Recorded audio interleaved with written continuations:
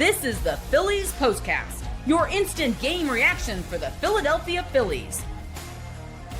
Part of the Locked On Podcast Network.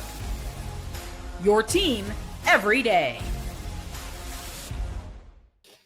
Welcome into Locked On Phillies POSTCAST on the Locked On Phillies YouTube channel. My name is Mark Farzetta. Connor Thomas has you covered each and every day with your Locked On Phillies daily content. You know, a couple years ago, I wrote a little song about the Phillies there in the month of June, and they had started out to June when everyone was expecting them to play really well. It was the year they lost to the Diamondbacks. You know, it worked to the point of it getting them back to at least the NLCS, at least to 2 games within reaching their second consecutive World Series. And the song was something along the lines of, "It's June, and the Phillies are trash. It's June, and the bats aren't mashing." It was something like that. I don't remember it, but I was reminded of it today because June is supposed to be the hope, the great beacon for the Phillies that no matter what, they do well in June, they'll be doing great. Now, it just turns out the last 2 years now, the Philadelphia Phillies have gone in the month of June as a pretty damn good baseball team and then hit a little bit of a wall. And this time around, not only is Jesus Luzardo getting rocked, lit up, the bats are ice cold, baby. Ice cold. Jesus Luzardo, 20 earned runs in his last 2 starts. Through his first 10 starts of the season, he had 1 start where he allowed more than 3 runs. Or he allowed 3 runs. That's it. Just as many as 3 runs. 1 start where he allowed 3 runs. Everything else was under that through his first 10 starts. Now, in his last 3 starts, including only the 3 runs he allowed in the first inning against the A's way back when, he has now allowed 23 runs in his last 3 starts. That's terrible. I don't know if he's tipping pitches. I don't know if he's just lost his arm slot. I don't know if he's lost complete control. There were a couple instances today that I noticed that certainly Marchand was moving his mid around a little bit there behind home plate. But 20 earned runs in his last 2 games is it might be more than tipping pitches. I don't know. It was insane. And I don't know. He didn't get the memo, I guess, that you can't. If you're struggling, you're supposed to buzz your head. Nick Sirianni, Bryce Harper. You're not supposed to get cornrows. You know, I think it was the haircut gods that were smiting him today, as a matter of fact, because that's really the only real explanation. Other than tipping his pitches, that's probably the only real explanation out there, that he just put the bad juju out there into the world. So, yeah, the Phillies take a 9-1 loss. And, hey, Bats, you're not getting away with this. Let me get the 3 big things. I'll just jump right into 3 big things. Number 1, Jesus Luzardo, I just talked about.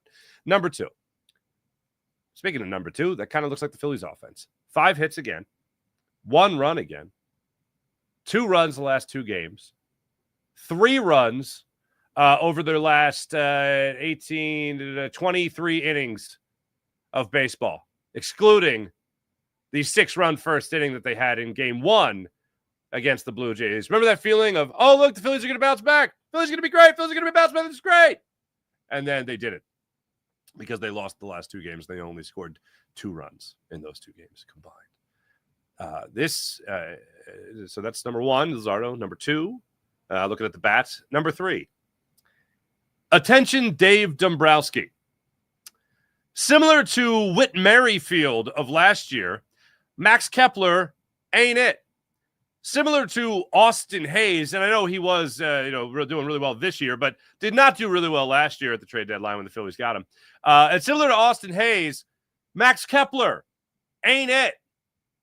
Brandon Marsh, he's actually hit the ball well recently. I'm not that mad at him, but still long-term, I don't think he's going to do much for the Phillies. It's time to do something. You had a warning shot of last year going into being a very average team after one of the hottest starts in franchise history. You had the warning shot last year, shot across the bow. Now you should understand that you can't just sit on your hands and wait for the trade deadline. Max Kepler ain't it. Jesus Luzardo has been your prized offseason acquisition, and he ain't it right now. He has struggled mightily over his last 2 starts. Got to get into the lab and figure out what's going there. And then Jordan Romano, all everybody loves Raymond's puns and acknowledgement side. He hasn't been it either. So, Dave Dombrowski, this is at your feet right now. Do you want to see this team sink back into a very similar mediocrity that they had in the final 2/3 of the season last year? Or do you want to do something about it? Because if you go into this Pirates series and you lose that Pirates series in Pittsburgh, and then you get rocked against the Mets, rocked against the Braves again, if you just start really struggling, really struggling, this city will be unforgiving. And they will be unforgiving, and then you'll be on the apathy list come training camp. And Dave Dombrowski, I don't think you want that. Even if, here's the thing. I've maintained Phillies are going to be a playoff team. But let's acknowledge, that's a base. That's a base. Because if they're not a playoff team, then mid-September, we just won't care. If the Phillies are just struggling to get into the playoffs, we won't care. Unless Dave Dombrowski does something significant. Now, I said yesterday, I don't believe that Justin Crawford is all of a sudden going to be the guy to be the savior of this franchise if he ends up playing center field. That I highly doubt as a regular by the end of the year. Even if Andrew Painter comes up and he's amazing, do you trust who's going to be the guys that are going to be pitching in the 7th, 8th, 9th innings, maybe a lot of times 6th innings? Because when he comes up, Phillies are going to be like, oh, all right, just unleash fury with Andrew Painter. He'll be fine now. We're not worried about his health at all. No. They're going to be cautious with him still. Oh, he's at 70 pitches in the 5th inning. Get him out of there. That's how they're going to handle that. So unless Dave Dombrowski gets off his keister and makes some moves to improve this ball club, at least attempts to make this ball club a better ball club, we're going to be looking at the exact same outcome because it's not going to be good enough to just limp into the playoffs. You got to be playing great baseball at the end of this season. This is in order to inspire hope, like real hope. Like, wow, they could really do it. You got to be playing great in September. And obviously right now it's not September, so you have that. But when you get to September and you get through June and July and August, you better have a roster that inspires hope in this fan base. Otherwise, you're going to lose this fan base interest because you could quickly fall into the apathetic realm. When you talk about a city just going, yeah, okay, whatever, thanks for a sort of fun summer. Anyway, go Birds. Because we all have seen the outcome before. I've been saying it all season. This Phillies team feels like the 4th act of the same play with the same cast of characters, and we know how it ends. Bats go ice cold, bullpen blows it, and you lose sooner rather than later. And it's up to Dave Dombrowski right now to improve the team because Rob Thompson, what is he going to do? Is he going to shake things up? What is he going to do? When I was thinking about it during the game today, I said, what do you do with this offense? Do you put Bryson Stott back down in the order against righties and lefties? Does Kyle Schwarber return to the top of the lineup? Oh, no, what's going to happen with that protection for Bryce Harper? Well, this team has been at its best with Kyle Schwarber at the top of the order. Is that the only shakeup Rob Thompson could possibly do? Because it's going to have to be beyond that. You're going to have to actually infuse talent into left field, long-lasting talent into center field, a bullpen arm you can trust. We're talking about 3 weeks removed from Jesus Luzardo and nothing significant. Has there been anything close to what Jesus Luzardo can do coming out of the bullpen? Oh, no? Interesting. So what are we supposed to do? Just sit here and wait for Dave Dombrowski? Let's become a middle league baseball team again. That ain't going to cut it. Send us a positive message through the fan base. Make a move. Whether it's Rawls Chapman, whatever the case might be. If that's going to be bolstering your bullpen, do that. If you can pull that off, which I doubt right now at this point in the season, but give us something that we can have a little bit of hope with when it comes to the bullpen, when it comes to the lineup, when it comes to everyday left fielder. Because again, Max Kepler ain't it. And the unfortunate part of it all is this is what we're hoping for, but it ain't happening. And you're going to have to make sure that this team is a lot better in the second half of the season than it was last year. When you're talking about getting off to an incredible start of a year ago at 37-14, and then going into the second half of the season as a team that was 6-7 games over 500. You rode the coattails of an extremely hot start by a lot of players, and then fizzled out early in the playoffs against a division rival. Can't have that 2 years in a row. Absolutely pathetic effort north of the border. Absolutely pathetic effort over the last 6 games for the Phillies in total. We have now dropped 2 consecutive series, including a sweep at the hands of the Milwaukee Brewers. And then what started out with so much life, again, so much hope, with a 6-run first inning north of the border, just fizzled out after that. Absolutely terrible. I'll take your comments on this when we come back. I'll take your comments on this when we come back. Also, there was one player that I got to say, when it comes to consistency, this is the guy that's the most consistent in the lineup, and he's been the most consistent in the lineup for, let's see here, I believe it was June, July, August, September, April, May, and then so far in June again. So for the last 8 months, this guy's been getting it done for you in the lineup. We'll talk about that when we return. This is Locked On Phillies postcast on the Locked On Phillies YouTube channel. Let me tell you about FanDuel. How much fun you have it on FanDuel. Right now is a great time to get on to FanDuel. And if you're new to FanDuel, how'd you like $200 in bonus bets at FanDuel.com? All you got to do is place your first $5 bet and win, and you get $200 in bonus bets. And why is it such a great time to join FanDuel? NBA Finals is why it's such a great time to be on FanDuel. Right now, last I checked, 9.5-point favorites are the Oklahoma City Thunder for Game 1. I like the Thunder winning by more than 9.5 points, by 10 or more. So I'm taking the Thunder tonight on that, not even messing with the money line. I'm going for it right there. And as far as the Oklahoma City Thunder go overall, when it comes to an MVP, of course, Shai Gilgeous-Alexander is the leader in the clubhouse. But how about this? Plus 2,000 for Pascal Siakam to take over the MVP honors in the NBA Finals. Go for it. Why not? Plus 200, plus 2,000. Take my money. FanDuel. Make sure you guys are taking advantage of all FanDuel has to offer right now, because they make it easy to stay in the game before and after tip-off, live in the game. Player props, performance trends, same game parlays. Fans have more ways than ever to get in on the action and play smart and win big on FanDuel. Once again, if you're new to FanDuel, it's the perfect time to sign up. Head to FanDuel.com and place your first $5 bet. And if it wins, get $200 in bonus bets. Make every moment more with FanDuel, official sports betting partner of the NBA.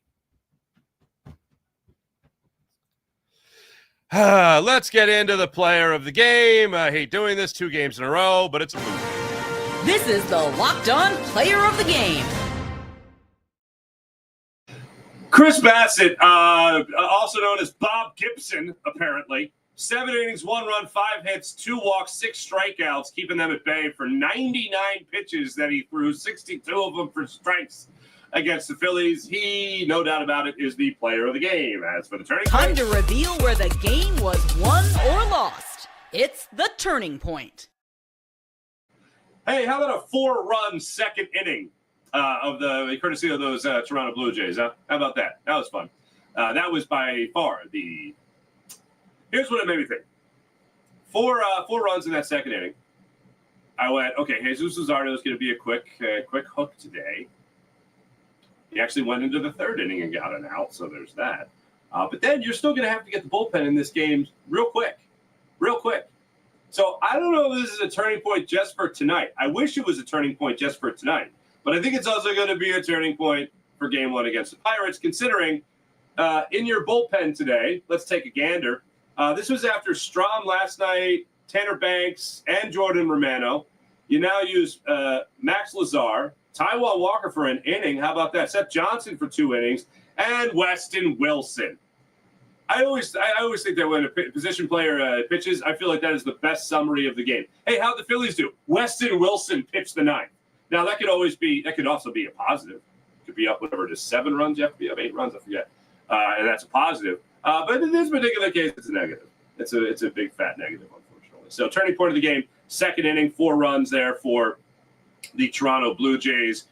Let's see, 2 doubles and a homer in that inning. Straw got the double, the RBI double to center field. Snyder scored on that for the 1-0 lead.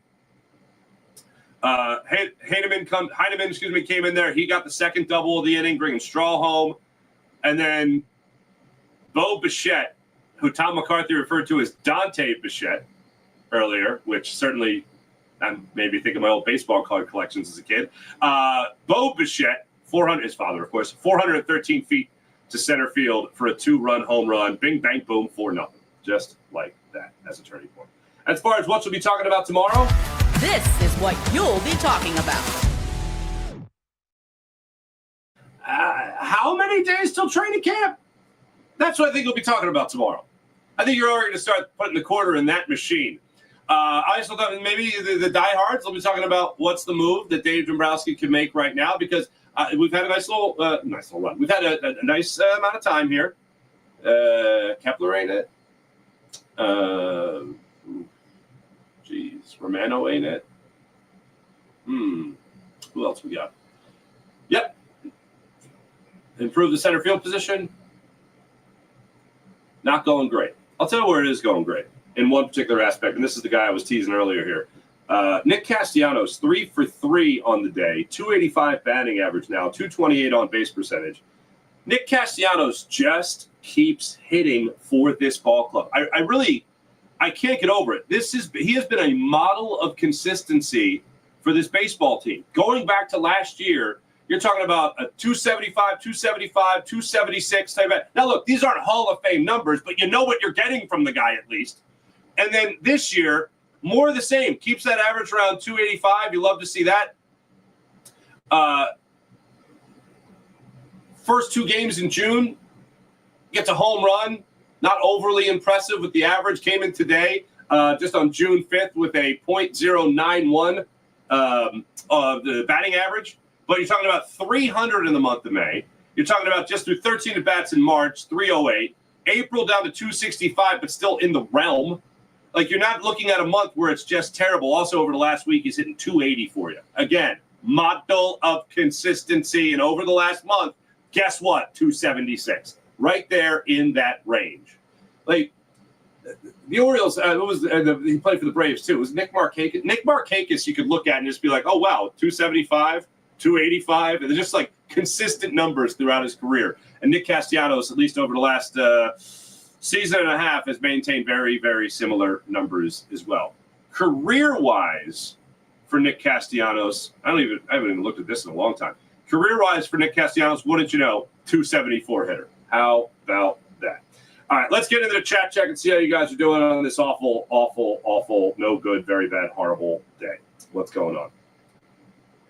Where am I at here? Morgan Landy, what's going on? Jesus needs Jesus. There you go. I'll say a prayer. I'll say novena. How about that? Jess Patrick, 2, what's going on? Luzardo goes from hero to zero in 8 short innings. Evelyn, what's going on? What the heck has happened to Luzardo? Yo no sé. Yo no sé. But what happened to all the questions? What happened to Luzardo?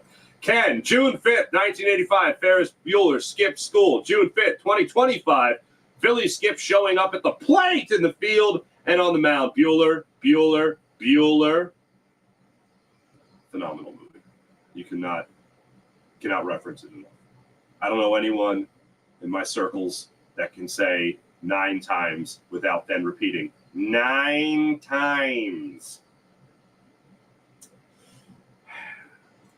Paul Rudman, since May 1st, Bryson Stott is hitting 196 with a 2. We mentioned these numbers the other day. Look, I love Bryson Stott. I want Bryson Stott, as great as he is in the field, I want him to be that great at the plate. He's got the approach to do it. Now you just have to do it. He hasn't done it. I've mentioned how bad he has been now over the last 30 days. What? That's not how a leadoff hitter. I know he has an approach like a leadoff hitter, but the approach is one thing. The result is the other, and the result ain't there. Sooner or later, that's got to be acknowledged. So I don't know if they, instead of just going against lefties, they end up putting Trey Turner up there against righties and lefties, or if they put Kyle Schwarber back there. But it's time. It's been time to acknowledge that Bryson Stott has been struggling in this Phillies lineup. But yeah, Paul, you're right.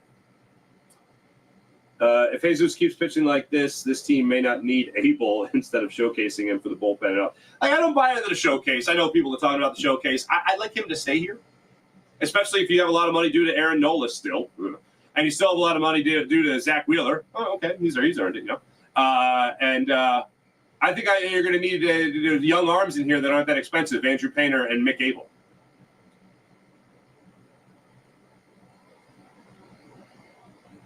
Paul Rudman, 8 to 9 pitch at bats are useless when you're hitting like Steve Schultz. Yeah. Yeah, he struck out on 3 pitches. I know he did in the first at bat. I didn't take as detailed a notes as normal. Kevin, what's up, Kevin? His hairstyle change didn't work. Somebody please tell him you got to buzz your head if you want different results. Nick Sirianni, Super Bowl. Bryce Harper turns it around. You buzz your head, ladies and gentlemen. You don't do the cornrows. Come on.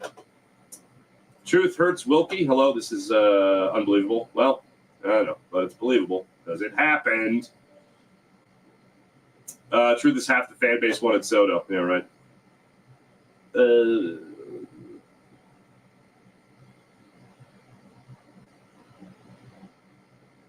Matt Forrester, what's going on? Or Forstater, excuse me. Farzy doing the Locked On Philly quadfecta, just trifecta. I won't do fly. Well, not that I won't do flyers, but they haven't asked me to do flyers. I originally signed on to do Phillies, Eagles, and Sixers postcasts. Eagles, something else ended up coming up there. But Sixers and Phillies love doing. Now I'm doing the daily podcast with the Sixers. So, yes, today was a 4-podcast day, including my own personal podcast I do every morning, plug. So that's the way I look at that. But thank you, Matt. I appreciate you, Matt Forstater, for acknowledging the work. Much appreciated. Wait, what? Player of the game graphic looks like a smoke detector? I don't really watch it. I just okay, let's This is the Locked On. It totally looks like a smoke. It totally looks like a smoke. Now I won't be able to unsee it. This is the Locked On Player of the Game.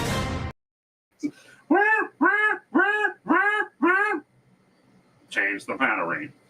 That's actually the alarm in Jesus Luzardo's delivery. No, I'm sorry. That's not good. Sorry. I'll show myself out. Excuse me. What else do we got here? You guys are cooking.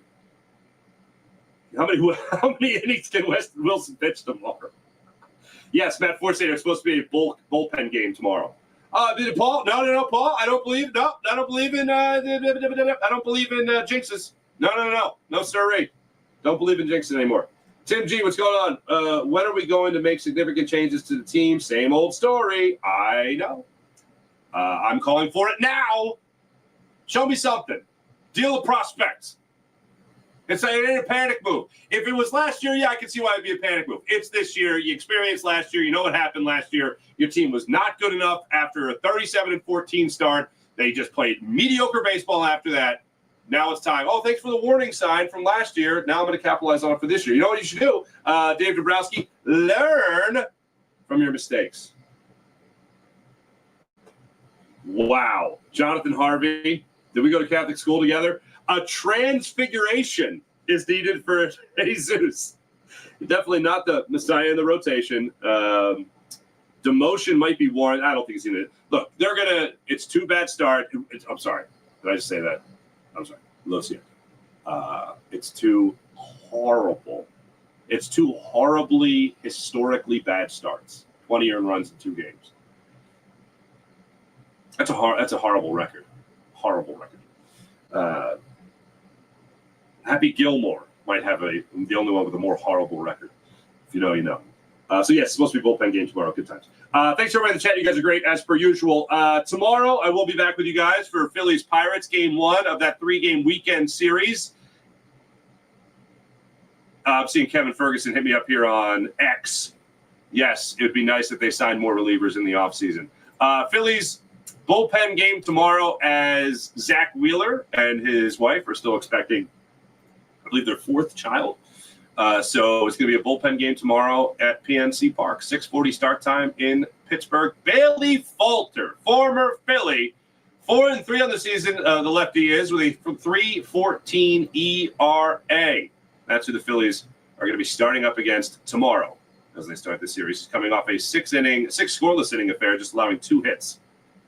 Having himself one heck of a run over his last handful of starts here. And a good year overall with a 3.14 ERA.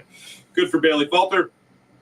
Hopefully he falters tomorrow against the Phillies. Thanks for watching. Thanks for listening. Make sure you guys hit like and subscribe on Locked On Phillies YouTube channel. That's like and subscribe to Locked On Phillies YouTube channel. Catch you guys tomorrow night.